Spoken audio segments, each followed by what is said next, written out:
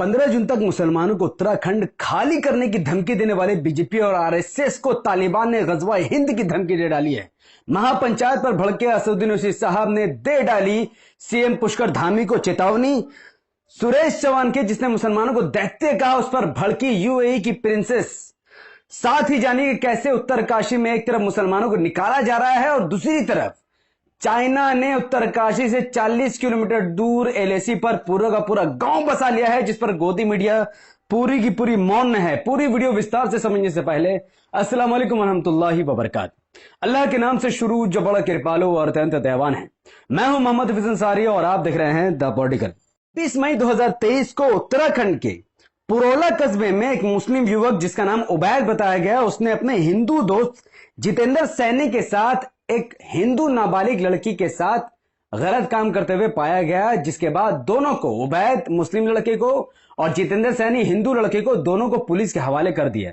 लेकिन दोगले RSS, BJP, Bajrang Dal के लोगों ने जितेंद्र सैनी को साइड करके उबैद को निशाना बनाकर इसे लव जिहाद का नाम दे दिया, जिसके बाद उत्तरकाशी और पुरौली में रहने वाले कई सारे मुस्लिम दुकानों के बाहर उन्होंने एक पोस्टर छाप दिया जिसमें एक अल्टीमेटम लिखा हुआ था कि 15 जून 2023 तक जितने भी मुसलमानों के दुकान है वो सब खाली करके चुपचाप चले जाए, वरना उनके साथ जो होगा उसकी जिम्मेदारी वो खुद लेंगे। जिसके बाद उन्होंने इसके अगले ही दिन मुस्लिम दुकानों को चिन्हित करना शुरू कर दिया और उत्तराखंड के पुरौली और उत्तरकाशी शहर के कई सारे मुस्लिम दुकानों के बाहर उन्होंने एक्स का निशान बना दिया, दुकानों को चिन्हित कर दिया, जिससे घबराकर 700 से ज्यादा दुकानें जहां पर मौजूद है उसमें से सिर्फ और सिर्फ 30-40 दुकानें ही मुसलमानों की है। वो 30-40 दुकानों में से भी अधिकतर दुकानें मुसलमान खाली करके जा चुके थे।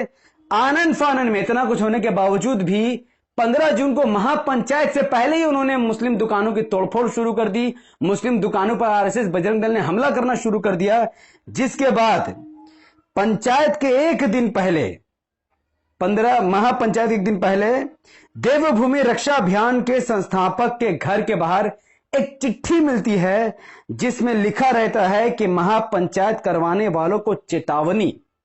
उस चिट्ठी में लिखा है कि आरएसएस भाजपा के भगवा आतंकवादी को अगर वो उन लोगों ने पहाड़ में हमारे किसी भी आदमी को नुकसान पहुंचाया तो उनका सर कलम कर देंगे। गजवा हिंद की शुरुआत उत्तराखंड की सरजमीन से होगी।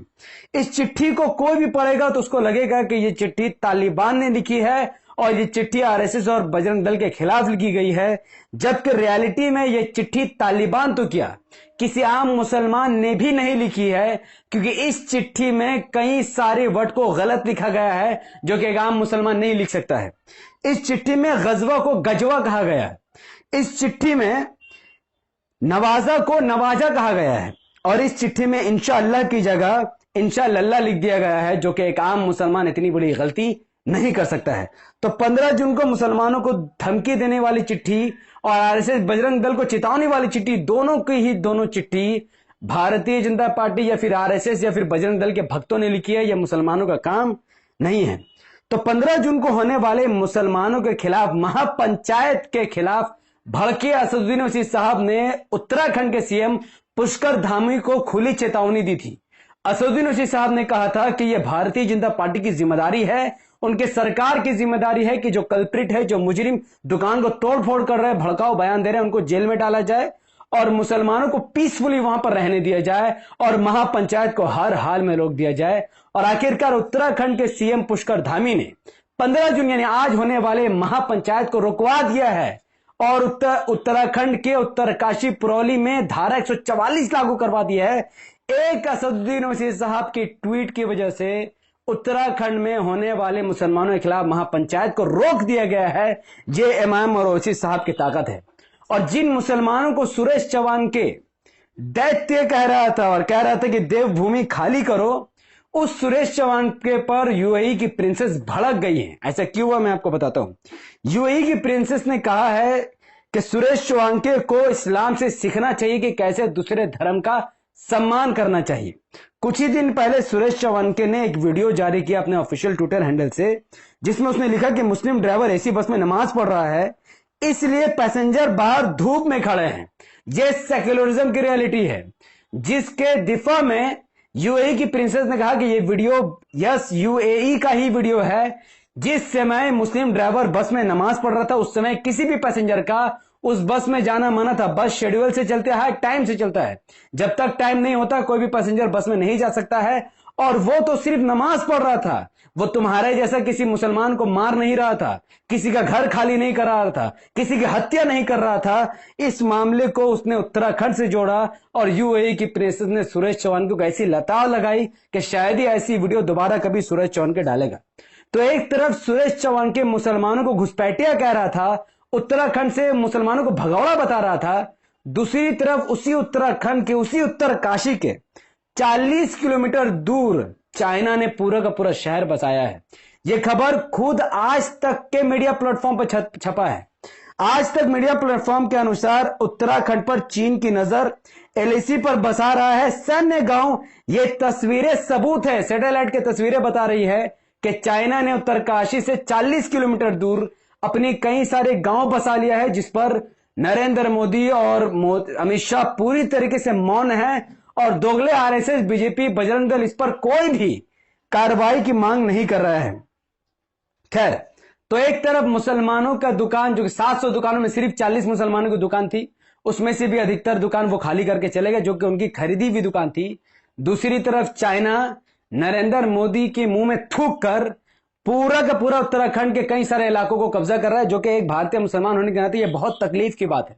देश मोदी से बड़ा है, मोदी देश से बड़ा नहीं है। तो एक तरफ आरएसएस, बीजेपी वाले इसको रोकने की जगह वो मुसलमानों को रोक रहे हैं। अब यह मामला काफी तूल पकड़ रहा है। अल जजीरा ने में भी उत्तराखंड में हुए मुसलमानों पर बर्बरता को छापा। अल जजीरा के छपने की वजह से अरब कंट्रीज और वेस्टर्न कंट्रीज के नजर अब उत्तराखंड में हो रहे मुस्लिम बर्बरता पर पड़ेगी और साथ ही कई सारे अरब देशों के पत्रकार इस मामले को ओआईसी और यूएन में ले जाने की मांग कर रहे हैं, जिसका साफ मतलब है कि अब यह मामला 57 मुस्लिम देशों तक भी पहुंचेगा और यूनाइटेड नेशन ऑर्गेनाइजेशन भी तक भी पहुंचेगा, जिसका सिर्फ एक ही मतलब निकलेगा कि विश्व स्तर पर मोदी की थूथू होगी, अमित शाह की थूथू होगी और लोगों की आंखें खुलेगी। मैं अपने देश में रहने वाले हिंदू भाइयों से कहना चाहूंगा कि आप सोचो, देश का गृह मंत्री अमित शाह और प्रधानमंत्री नरेंद्र मोदी है, फिर भी चाइना उत्तराखंड के काशी पर अपने गांव बसा रहा है और बेचारे मुसलमान जो अपनी मेहनत के पैसों से दुकान खरीद कर दुकान चला रहे हैं, आप उनको भगौड़ा समझ रहे हो। अगर आपके अंदर जरा सी भी इंसानियत बची है तो आपको इंसाफ करना होगा और मुसलमानों के समर्थन में खड़ा होना होगा और भारतीय जनता पार्टी की सरकार को उखाड़ फेंकना होगा। जहां तक असदुद्दीन साहब की बात है तो वाकई में असदुद्दीन साहब की ट्वीट काबिले तारीफ थी, जिसकी वजह से उत्तराखंड में महापंचायत को रोक दिया गया है। तो जो लोग ओवैसी साहब को बीजेपी के एजेंट कहते थे, ये उनके मुंह पर बहुत बड़ा तमाचा है, उनको भी सबक हासिल करके ओवैसी साहब का साथ देना चाहिए। ये वीडियो इतनी ही तक। इस वीडियो को लाखों लोगों तक पहुंचाने के लिए इस वीडियो को लाइक कीजिए, इसके लिंक को व्हाट्सएप, फेसबुक, इंस्टाग्राम पर शेयर कीजिए, अपनी बातों को धड़ाधड़ कमेंट पर रखिए। हमारे यूट्यूब चैनल द पॉलिटिकल को सब्सक्राइब कीजिए, बेल आइकन को हिट कीजिए। अगर आप सब इस वीडियो को हमारे Facebook channel the political news पर देख रहे थे तो इसे लाइक और फॉलो कीजिए, 5 बड़े ग्रुप में शेयर कीजिए। मुझे अपनी दुआ में याद रखें। बहुत बहुत शुक्रिया। अस्सलाम वालेकुम व बरकात। अल्लाह के सलाम तेरे बरकात आप तमाम भाई और बहनों पर हो। मैं अल्लाह भी पीस अपॉन